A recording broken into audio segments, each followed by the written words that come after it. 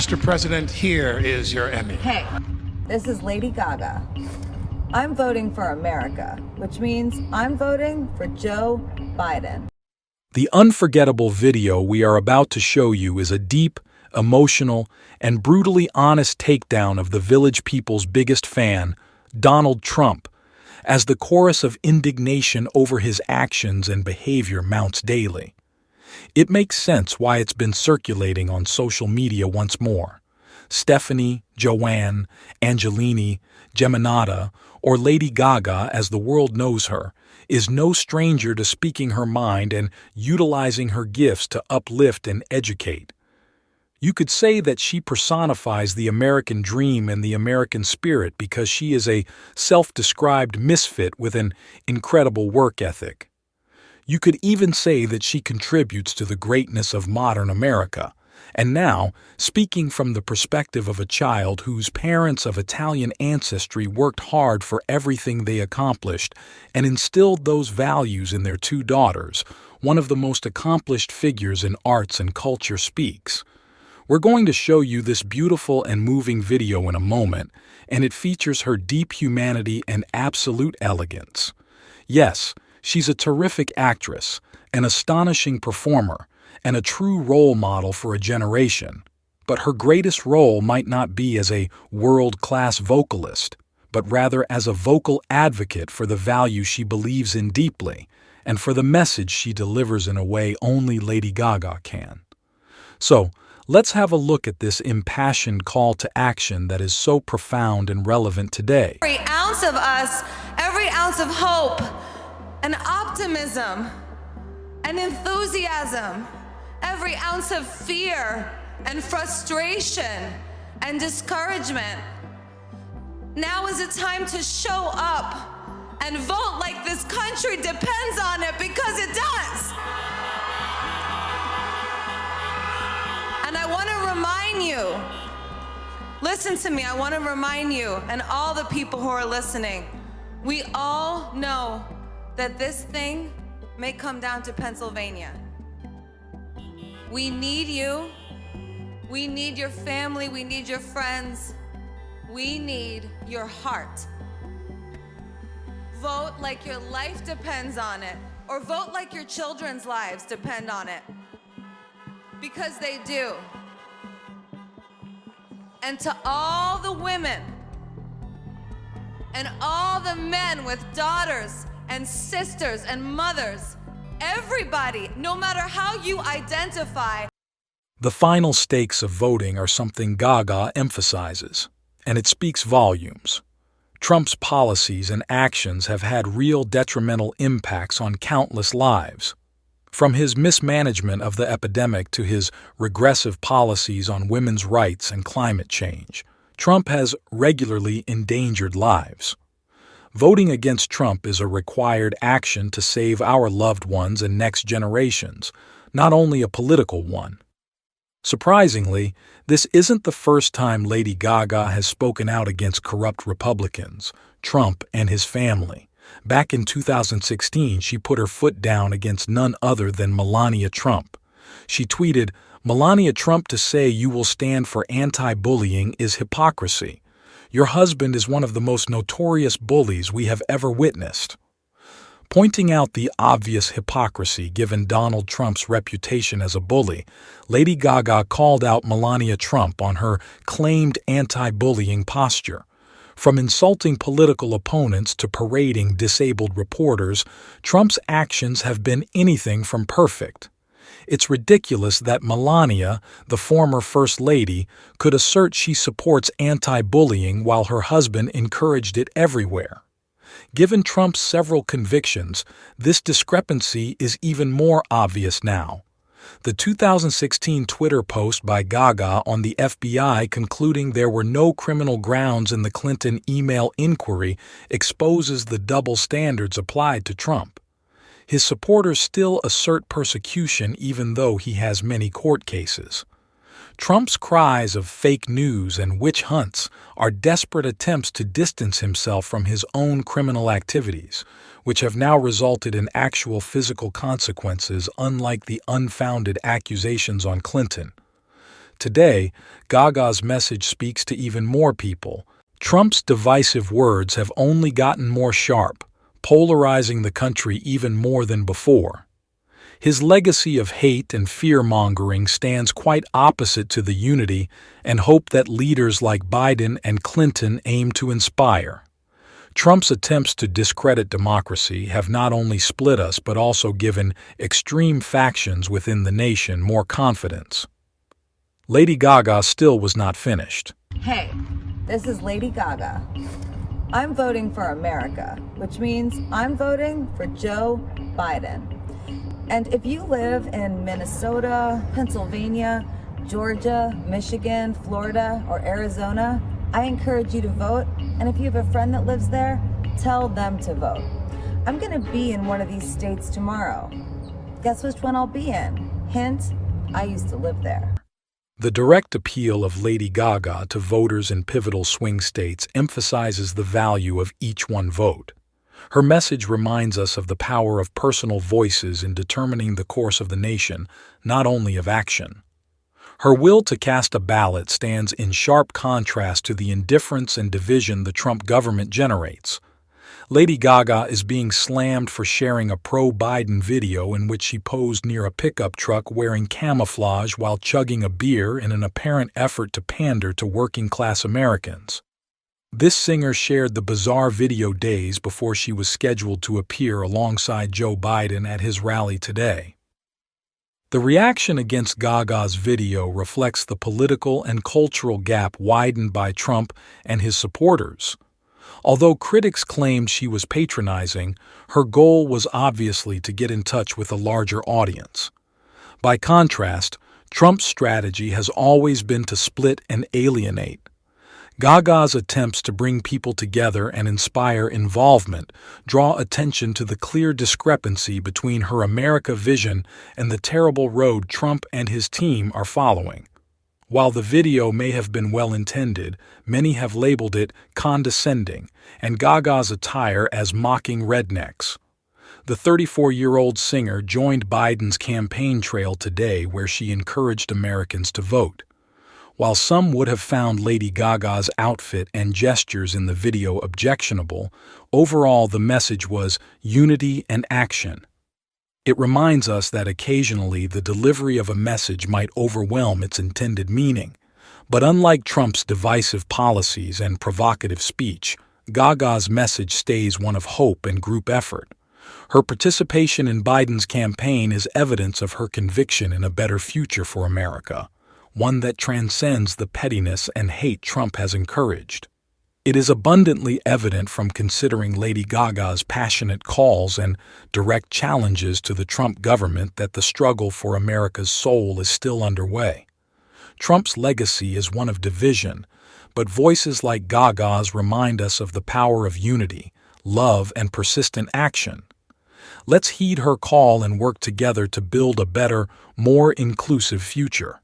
The background for this article is that Dr. Jill Biden has showed up to Hunter Biden's trial in Delaware, unlike Melania, who never showed up to support Donald Trump during his criminal trial at all. Dr. Phil McGraw didn't exactly psychoanalyze former President Donald Trump in their primetime sit-down interview, but he did extract at least one juicy detail from his private life. The TV host mostly let Trump vent about his New York hush money trial on the Dr. Phil primetime special. He is tough, and he is persevering. He is honest, and he is real. He's an optimist, and he's a relentless believer in America and all of her potential. He loves his family, and he loves his country with his heart and his soul. Not one of these things is true, and she knows it. It turns out, and we've known this for a little while, that she doesn't have the strongest grasp of the word complicit. If being complicit is wanting to be a force for good and to make a positive impact, then I'm complicit. Yeah, it doesn't mean that. And it was really an unfair trial. They also discussed how the guilty verdict from that trial has affected Donald's wife, Melania Trump. From the sound of it, all that the former president can do is speculate about how his wife has been feeling. I know people get tired of hearing me say it, but we are scared as black people in America. Black men, black women, black kids, we are terrified. And who is placing the target on their backs? In part, the former leader of the free world. Pride family. Pride family. Pride family. Pride family. 'Cause at the end of the day, I don't know what it means to be complicit. She clearly has the IQ of her father. Donald Trump's recent guilty verdict in his hush money case has brought the entire family together, closer together. A source tells Page 6, says our source, the recent family bonding. This includes a thaw in the sometimes chilly, intense relationship between Melania and Ivanka. In what seems like a slip of the tongue, Donald confirmed everyone's suspicions that the Trumps are not exactly the chattiest couple. When McGraw inquired about how Melania has been coping lately, Donald started rambling, arguably even projecting his feelings onto a wife who apparently doesn't have much to say to him. He tried to spin it all as a positive.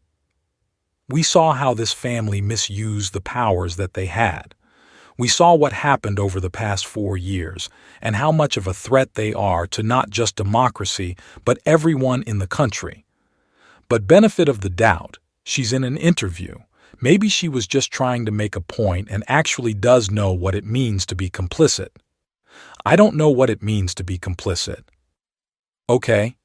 Nothing would bring a stepdaughter and stepmom together like your spouse or your father being found criminally guilty for falsifying business records, making hush money payments to a porn star while the stepmom in this case, Melania, had just given birth. But I don't think it's an easy thing for her. And I think if it wasn't good, she wouldn't want to tell me about it, to be honest with you, 'cause she sees that I'm fighting like hell. Luckily for Melania, if she wants to know what's going on with her husband, she doesn't have to speak to him. The former First Lady can always read about it in the papers or watch cable news, though Donald might not like her doing that. Here's another one from Twitter. I cannot believe that Theodore is 8 months old today. Happy birthday. Happy birthday? He's 8 months old. You guys know this. Tomorrow is former President Trump's 78th birthday. Trump's birthday should be fun. The last time people gathered to say, "Are you 1? Are you 2? Are you 3?" they were counting guilty verdicts.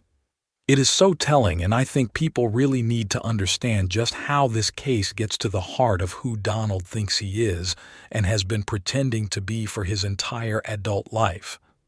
He doesn't mind that he's going to be on trial for heading up a corrupt organization or stealing government documents or inciting an insurrection, because that gives him street cred with his base.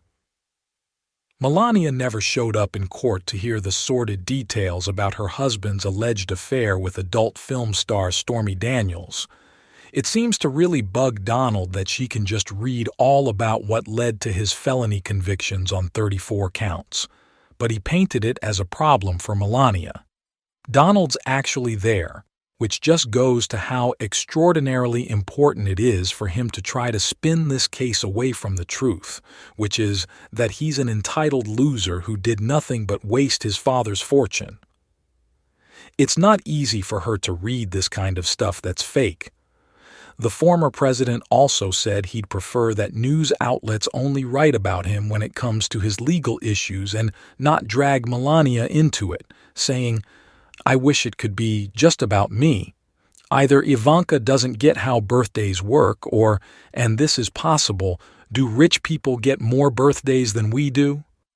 The source added, the entire family, including all the Trump's children, their significant brothers, including Don Jr.'s fiancée, Kimberly Gargoyle, are all circling the wagon.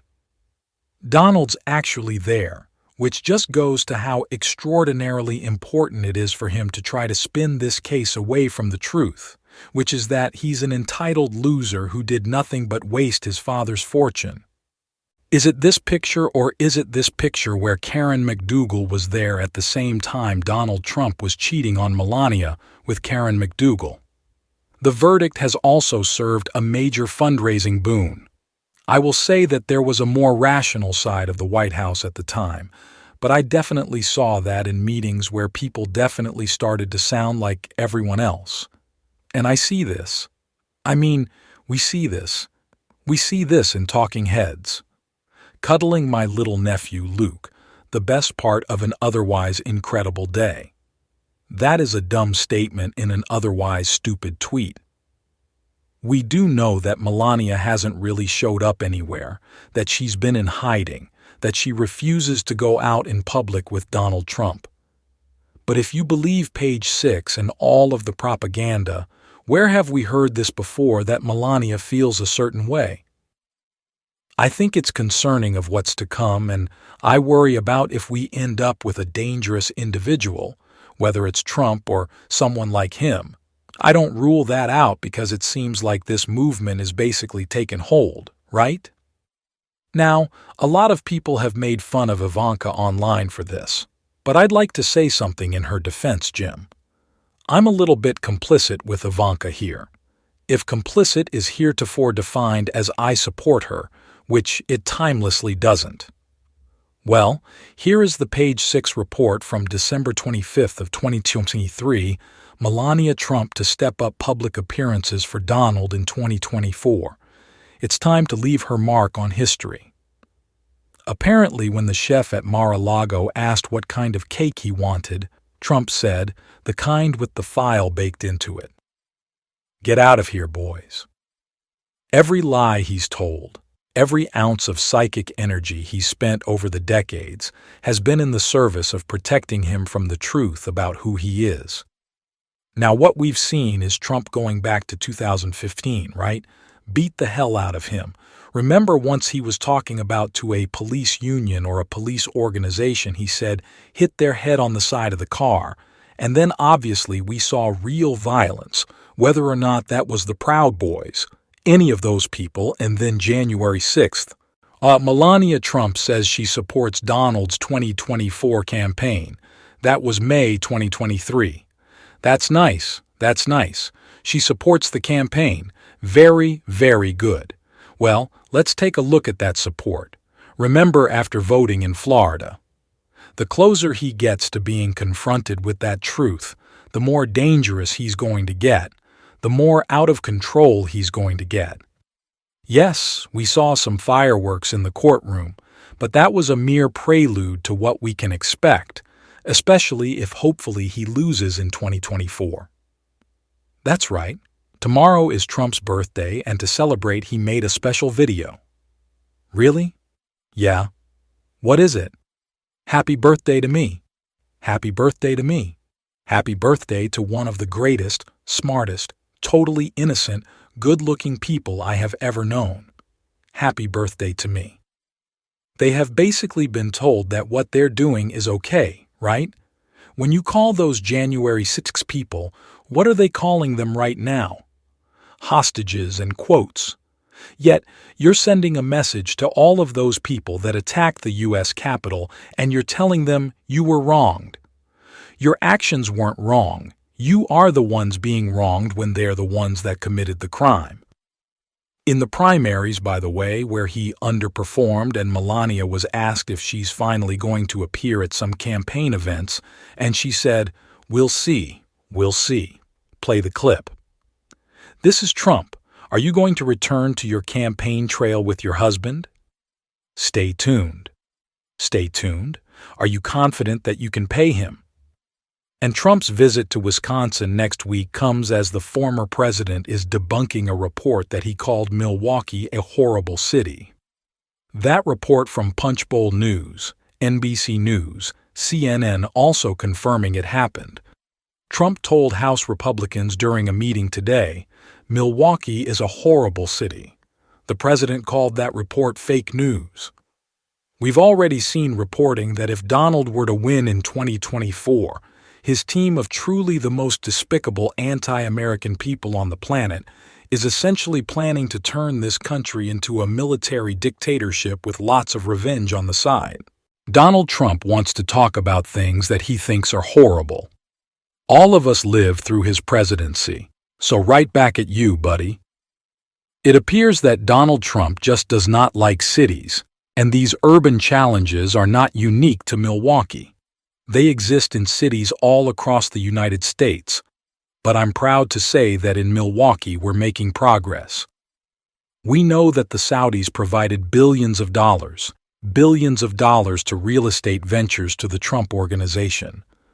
Saudi Arabia announced last week a $20 billion investment in an infrastructure fund managed by Blackstone Group, which, of course, whose head has a very close relationship with the Trump Organization. So the Republicans had so many off-ramps to take. The most obvious one was the insurrection on January 6th.